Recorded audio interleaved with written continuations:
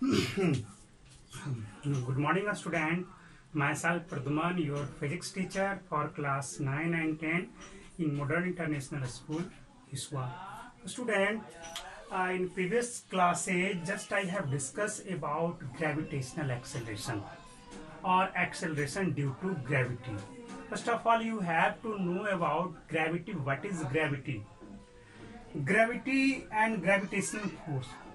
These are two things.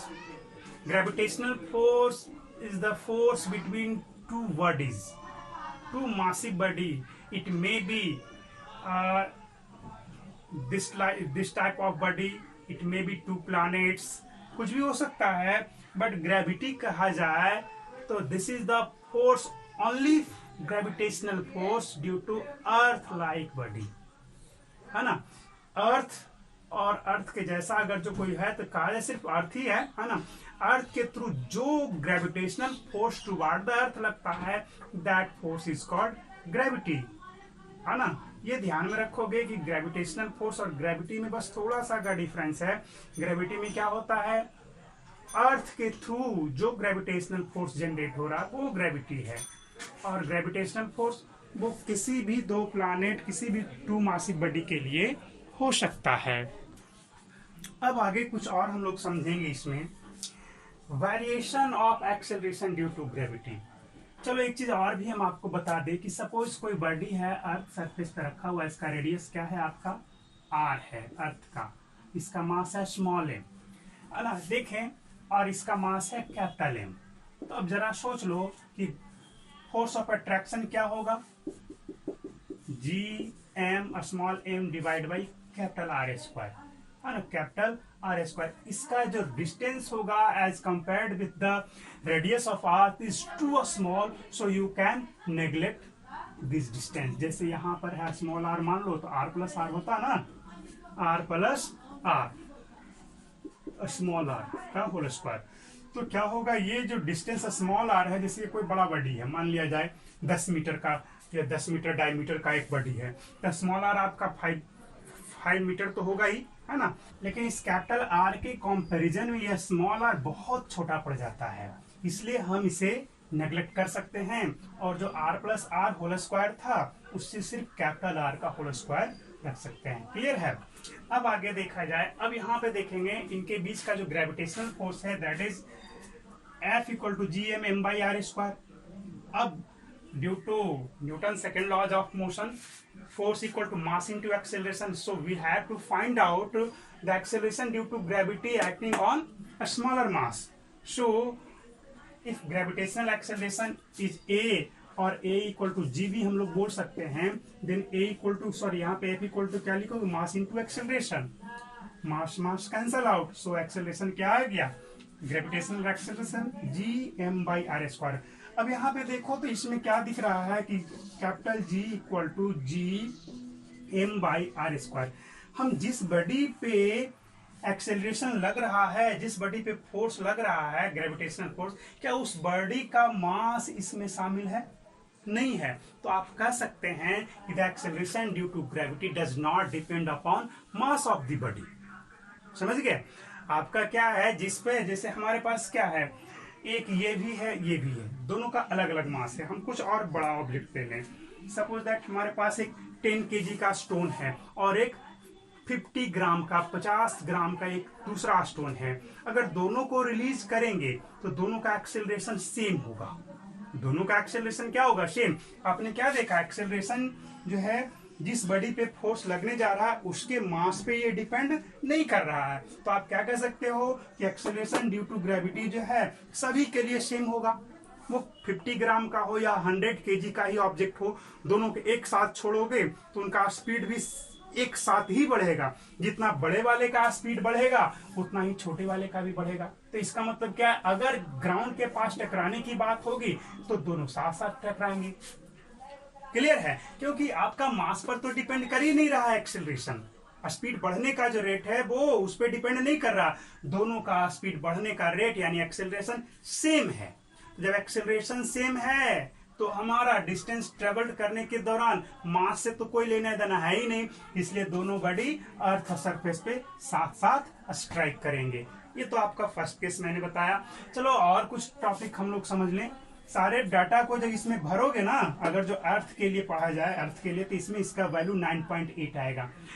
Earth surface पर ही अगर हम एक जगह से दूसरी जगह चले जाएं, मैंने अर्थ का यहाँ पे एक रफ डायग्राम बनाया है, फिगर बनाया है, जरा देखो तो ये जो डिस्टेंस है वो क्या दिख रहा है, ये हर जगह कांस्टेंट है या वेरी कर रहा है?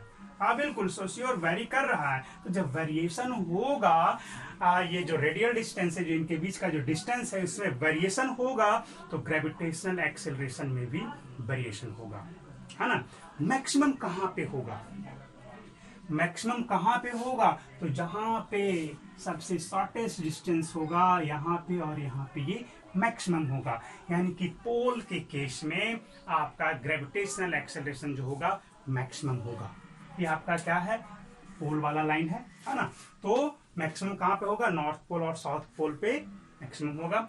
यहाँ पे सबसे मिनिमम होगा, ये जो इक्वेटर वाला लाइन बोलते हो, मिडवे में जो है, तो यहाँ पे सबसे मिनिमम होगा। क्लियर है? मैंने ये आपको थोड़ा सा कंसेप्ट बताया, इसका फॉर्मूला भी डिराइव करके आपको बताएंगे कि कैसे हम उसको, इसके वेरिएशन के बारे में जानेंगे। चलो ये तो हुआ। दूसरा, और क्या सीखेंगे इसमें कि जैसे हम अर्थ सरफेस से दूर चलते जाएं, तब क्या होगा? ग्रेविटेशनल एक्सेलरेशन रिड्यूस होगा या इंक्रीज करेगा? जो ग्रेविटेशनल एक्सेलरेशन है ना, जैसे जैसे यहाँ पे है, ये अर्थ हमारा है, चलो ठीक है, if we take a body away from its centre, जैसे जैसे ऊपर चलते चले जाएंगे तो क्या होगा? जान रहे हो ग्रेविटेशनल फोर्स ऑफ अट्रैक्शन के बारे में? कैपिटल जी इक्वल टू होता है जी, यहाँ पे small M, capital M mass of earth और small M mass of the body, divide by distance between them. तो कैपिटल आर तो इसका हो गया, प्लस इसका स्मॉल एच मान लो, होल स्क्वायर, क्या होगा? रिड्यूस हो जाएगा, है ना। इस फॉर्मूले की मदद से हम at H height gravitational force of attraction जो है हम लोग फाइंड आउट करेंगे। एक्सेलरेशन निकालने की बात आएगी तो यहाँ पे स्मॉल एम इंटू जी डैश लिखेंगे यहाँ पे, क्योंकि अब तो जी वो रहेगा नहीं, जी तो सरफेस पर के लिए ही है। तो जी कैपिटल एम और small M divide by R plus H whole square. M M cancel out, G dash आपका क्या आ गया? G capital M divide by R plus H whole square.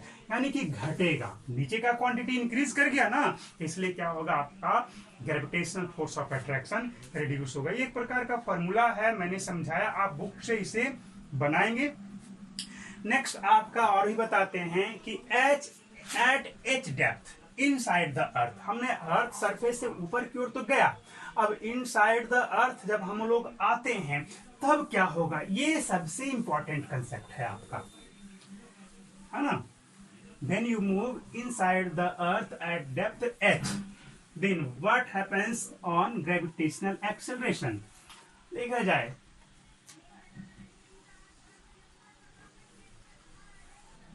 this is the center of the earth। अब यहां से h depth पर अगर कोई बॉडी चला जाता है तो ग्रेविटेशनल एक्सेलरेशन क्या होगा? बहुत के दिमाग में ये आएगा कि इंक्रीज करेगा, नहीं, मैं आपको बता देता हूं कि आप सोचने की बात है कि जैसे जैसे आपका डिस्टेंस आपका घटेगा, वैसे वैसे जो है इसका जो मास है इतने इस रेडियस के अकॉर्डिंग वो भी आपका घट जाएगा। मास भी क्या होता है? घट जाता है। As compared with the radius, effect of radius, mass is more effective than, है ना, the radius of the earth. होगा क्या यहाँ पे कि जैसे जैसे हम लोग अर्थ के अंदर इनसाइड हम चलते चले जाएंगे तो डेप्थ घटने का मतलब क्या है? फॉर्मूला में आप कहोगे कि G M by R square, ये घटेगा तो ग्रेविटेशनल एक्सेलरेशन इंक्रीज कर जाएगा।